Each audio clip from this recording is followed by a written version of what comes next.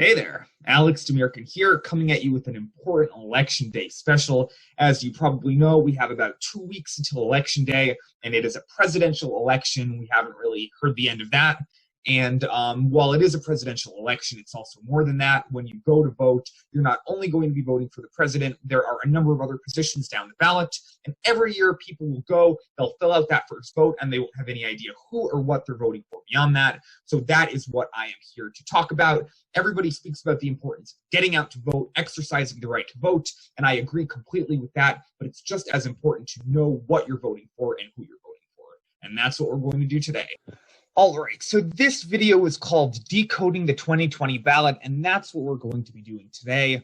You'll see that we're looking at the Connecticut ballot. I live in Connecticut, and also every state is going to be different. Elections fall on different schedules for a lot of positions, so bear with me, even if you're not from Connecticut.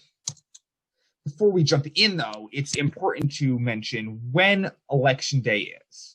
Now, this year, Election Day is on Tuesday, November 3rd. It's easy to remember because it's always the first Tuesday in November, although there is one exception. If Tuesday falls on the 1st, then it's actually the second Tuesday. It'll be the 8th. I like to say that's because the turnout will be too low on the day after Halloween. People are too tired, although that's not true. But voting has already started this year. Over the month of October, voters in Connecticut have been voting via absentee ballot. We're going to talk about that a little bit more later, but it has been expanded because of 2020 and all of the fun stuff that it has brought with it. Now, on our ballot here in Connecticut, there are going to be 5 seats that we're going to vote for, which actually is not as many as we sometimes have. The first one is a 2-for-1. It's president and vice president who run as a ticket. We have U.S. representatives, send them to Washington, state senator, state representative, we send them to Hartford. And then finally, the Registrar of Voters, who is a town official that deals with elections. And we'll talk about them a little bit at the end. And it's also important to note who is not going to be on the ballot. So we're not going to see a U.S. senator on our ballot here in 2020. That's because senators have 6-year terms. We have 2 senators from each state, and currently both of our senators in Connecticut are in the middle of their 6-year term. So the next time we're going to have one up for election will be in 2022 when Senator Blumenthal's term expires. After that, 2024 is when Senator Murphy's will expire. So we'll deal with those a bit later. Governor. We're not going to vote on a governor until 2022. They have 4-year terms like the president does, although in Connecticut, we vote on them the other even-numbered year. So it alternates between president, governor, president, governor. So it's the midterm election year in 2022 when we're going to vote for our governor. And finally, the municipal officials, so that is like our mayor, our board of education, our selectmen, we'll vote for them on the odd-numbered years. So it's an important election next year, but we don't have to worry about that right now. This is different in other states, so depending on where you are, you may have a senator up for election, you may have a governor on the ballot, you may even be voting for your municipal officials, but here in Connecticut, it is just these 5 that we are going to be selecting. First up, president, top of the ticket. Everybody knows what we're getting into right here. It is an election between Donald Trump and Mike Pence on the Republican side, and Joe Biden and Kamala Harris on the Democrat side. The I next to Pence stands for incumbent, which means that they are already in these positions now, and the opposite will be the challenger. So you will have an incumbent and you have a challenger, and we'll see who wins. But if neither of these candidates are really doing it for you, we actually have 2 more options here in Connecticut from 2 lesser parties. So we have the Libertarian Party ticket that has Joe Jorgensen and Spike Cohen on it. And we have the Green Party, which has Howie Hawkins and Angela Walker. Now, if you're interested in learning more about the parties, you can look those up on your own. Just to summarize, the Libertarian Party is a very small government and freedom-oriented party. So they really want economic freedom. They also want social freedom. And then we have the Green Party on the other side, which is a more progressive party, economically progressive, socially progressive, and also very focused on the environment. Now, one thing that may come as bad news to some of you is who is not going to be on the ticket, and that is Kanye West.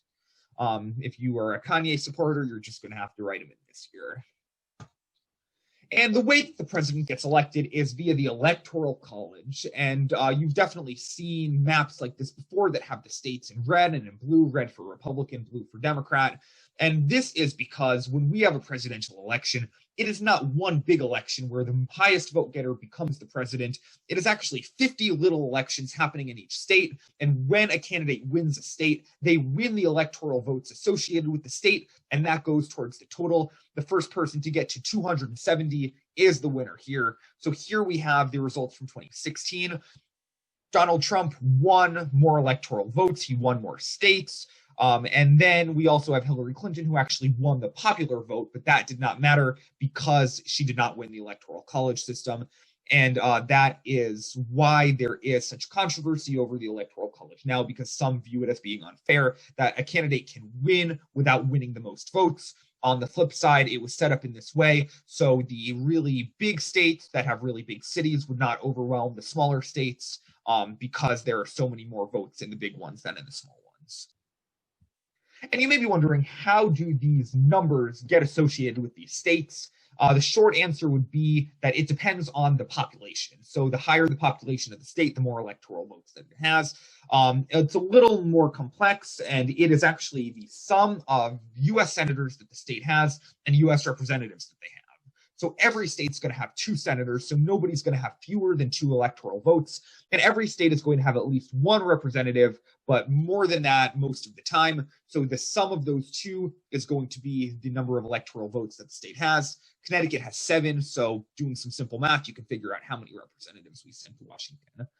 This actually leads us in really well to the next race that we're going to be looking at, and that is for U.S. representative. Now, to look at the U.S. Congress, we have 2 houses. In order for legislation to be passed, it has to make it through both of them. So this is another layer that the founding fathers have added just to prevent one branch from really overwhelming the rest. They're federal lawmakers, so the president is not a lawmaker. The president is an executive administrator who really oversees the operations of the government. Senators and representatives are purely making laws. Now, 100 senators, 2 from each state, regardless of population. They have those 6-year terms and no term limits. Then we have our representatives. There are between 1 and 53 from each state, 53 being California, which has the most because it is the most populous state. They have 2-year terms. So every 2 years, every even-numbered election, we're going to have the entire House of Representatives up for election. And they also have no term limits. Now, as I mentioned, we do not have any U.S. senators on the ballot here in Connecticut, but there are going to be 33 out of the 100 total across the country who are going to be up for election. That is a third of it. But because of the 6-year terms, we're in the middle of both of our senators' terms right now, so none of them are on the ballot here in Connecticut. For the representatives, all 435, regardless of where you live, is going to be on the ballot because the entire House of Representatives is up for election now. Here is our map in Connecticut. We have these 5 districts, and each district has about 710 residents in them. So you can just see the way that it is split up. You can also see, compared to other states, where we fall. And we are towards the lower end because we are a smaller state. States like Wyoming and Delaware have the fewest. They just have 1 because their populations are not even at that 710. And then the biggest state being California, 53. Wow, that is a lot. Now, as a way to kind of see what the landscape looks like here in Connecticut this year, here is a table that I put together. We have 5 Democrat incumbents. So every Democrat is already in that seat. They're running for re-election, but they're all being challenged by a Republican. If you look at the bottom, that is the Cook PVI score, PVI standing for Partisan Voting Index, and that indicates how far Democrat or Republican a certain district is going to lean on average. So even though all of our districts here in Connecticut lean Democrat, the degree to which they do really varies. I mean, you have this first district, 12-point Democrat advantage, really hard for a Republican to win here, down to the 5th district, 2-point Democrat advantage. That's effectively a toss-up. And it explains why in Connecticut this year, the 5th district race is the most competitive of all of them. Now, this matters because it does not just determine who is going to be representing you personally, but also the greater party landscape down in Washington. And right now, this is how things look. We have a Republican president, we have a Republican-held Senate, and we have a Democrat-held House of Representatives. As I mentioned earlier, in order for legislation to really get passed, it's going to need to make it through all of these different layers. So if one party controls all of them, it's much easier to get stuff done. Where there is this mismatch like we have now, there is some more complexities that exist. So right now, this is how it looks. But this election is really important because afterwards, all of that can change. I mean, we could get a different president. We could get a different Senate breakdown. We could get a different House breakdown. We could have all controlled by Republicans. We could have all controlled by Democrats. We just don't know. All we can control is who we vote for in our own states, and then we'll see what happens in the whole country. Now, going back to our backyards, we have our state senator and our state representative. And after talking about what things look like in Washington, we'll see that this is kind of like a mirror image of that, but on a smaller scale. So instead of the US Congress, we have the Connecticut General Assembly. That is our lawmaking body here in Connecticut. So we have the governor, who is the executive, then these two houses of the legislature, which make all of our laws. So we have 36 state senators. Districts have about 100,000 people in each of them. They all have 2-year terms and no term limits. And then we also have 151 state representatives, about 24,000 people in each, 2-year terms as well, no term limits. So what this means is we all have one state senator and one state representative, and they're all up for election this year as they are in every even-numbered year. So it's easy to remember. It's just like the U.S. House of Representatives. Every 2 years, every even-numbered year, the entire House goes up for election, and we renew all of that. So here is the state Senate map here in Connecticut. You can see that the districts are of varying sizes. Some of them are pretty jagged, others are less jagged. But in all of these districts, you're going to have the same population. So this means that the bigger districts by area are just more sparsely populated. So here in the western side of the state and the eastern side of the state, you have about 99,000 people living in all of that. If you look closer to the New York area, if you look closer to the Hartford area, they're smaller districts just because the people are more densely packed. And then if we look at the state representative map, it's pretty similar, although it's a bit smaller because these districts have about a quarter of the residents in each. It looks kind of like an ugly patchwork quilt, but you can see the more densely populated areas have much smaller districts than the more sparsely populated ones do. If we zoom in a little bit to the greater Hartford area, we see in the red circle, we have the city of Hartford. Now in there, we have a bunch of different districts because in each of those districts, you have the correct number of people. Sometimes it's just a few blocks. And you get to that 24,000. If we look up in the yellow circle, that is the 16th district. That is just one town. It is the town of Simsbury that happens to have a population of roughly 23,000. So it is really simple. If you live in Simsbury, you have one representative. And then if you look at the 55th district to the east, that is a smaller, more rural area. And you have 4 towns, 4 small towns. You need all 4 of them in order to get to that 2,300 number. So it is a bigger district by area. Now, if you want to find out who your legislators are, you can just search Find My Legislators Connecticut. I'll also attach this link in the description, but you have to put in your address just because some towns are split up.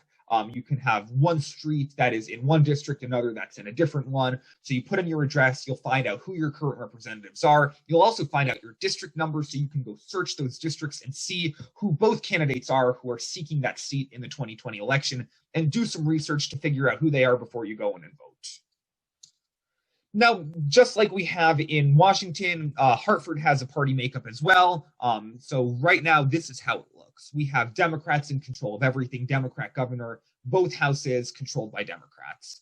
Now, after the 2020 election, things could change again, not to as great of a degree as they can in Washington because the governor is not going to change. We have Governor Lamont before and after this election through 2022.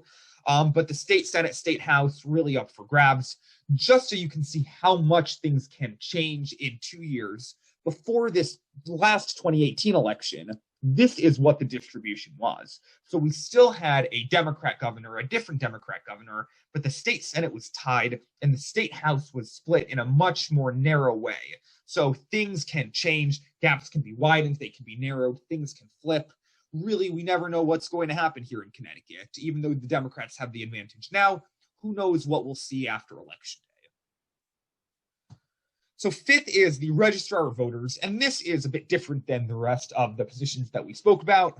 The Registrar of Voters is a municipal position, which means it's a town-wide position, and they work in your town or city hall. Their 2 main duties are managing the voter rolls, so they're registering new voters, they're removing the old ones when people move out, if people die, just to make sure there is an accurate list of voters. And then they also administer the town's elections. So before, during, and after, they're in charge of planning them. They are in charge of getting people to work the polls on election day, when the votes are counted. And if there is a recount, then that adds a lot of work to them because they have to deal with it. So as you can imagine, they are very, very busy right now. And you may be wondering, well, how do they have time to campaign on top of planning for this big election we have coming up in a few weeks? And the answer is they don't have the time, but they don't need to. And that is because every town has 2 registrars of voters. There will be 1 Republican and 1 Democrat. This keeps the elections fair. It also splits the workload. And both are going to be on the ballot for their respective party, but both will get elected afterwards. So it is not an election in the same kind of way as the other ones are. If there is ever a challenge in terms of who is going to be the party's nominee for Registrar of Voters, that'll be sorted out in a primary, usually happening in the summer, where you'll have 2 candidates from the same party, and then the winner of that will go on to the ticket in the general election and then become the Registrar of Voters. Now, while we're speaking about voting, though, let's just touch on ways to vote this year because things are a little bit different. The first way to do it is not really different at all. It's in person, in the polling place that you usually would go to. Just remember to bring your mask with you. Remember that if you're standing in line, you need to keep a distance. If you use the pen, you just need to Purell afterwards. But again, you can go vote in person here in Connecticut. The other way would be via absentee ballot. And we have expanded absentee balloting here in Connecticut now, so usually you would need an excuse in order to be eligible for voting absentee, whether you're in college, whether you're in the armed services, whether you are elderly, whether you are sick. But there is no excuse this year just because 2020 provides enough of an excuse for anybody to get an absentee ballot. So what the state did was everybody got an application. If you filled out the application, sent it back in, they'd send you the ballot. You fill that out, you sign it up, you give it back to them, and there you go. You have voted. There are actually 2 ways to get these in. You could do it via the mail, or if you want to be extra secure, you can go to a ballot drop box, which we'll have in, I think, all of our town halls here in Connecticut. You just go up to it, put it in. It does not get taken through the mail system, so there is no way that it can get lost. And it's really important that we have those as well, just for extra security, because a lot of people are voting absentee this year. People are doing it now. This started at the beginning of October, and it's going to continue through Election Day. Now, there are some pretty stringent instructions that you need to follow in order for your ballot to count. It has to do with where you sign, how you mark it up, how you fold it up, how you put it in the envelope. So I'll link some instructions there because if you don't do this properly, it'll get thrown out. You're not going to have your vote counted. And you may be wondering, what if I'm not registered to vote? There is actually still time to do that. You have until October 27th, and you can do that online. So I'll also link something there. So if you need to register to vote still, we still have about a week and a half to do that. So that kind of takes us throughout this process of voting in 2020 in Connecticut, those 5 seats that we're voting for on the ballot. Share this video to get the word out, to educate people, not only encouraging them to vote, but also on what they're going to be voting for. So you see people talking about getting out the vote. You'll see this GOTV hashtag on commercials, on ads online. You'll see friends posting it. One thing that I like to say is GOTEV, get out the educated vote, because I don't think it's enough to just go bubble in president and then just guess the rest of the way through, vote for whoever has a funnier name, not vote at all. The best is to understand all of the positions that are on the ballot, what they do, and who the candidates are seeking them, so you can vote in the most informed way possible, because all of these seats matter. They control different things, but all of them affect our lives. So please remember that as you move forward, and please, again, share this. Thank you so much. Big Little Politics, Facebook, YouTube, share, and there are my photo credits because I don't want to get in any trouble. Thank you, and happy election season to all, and to all, happy election.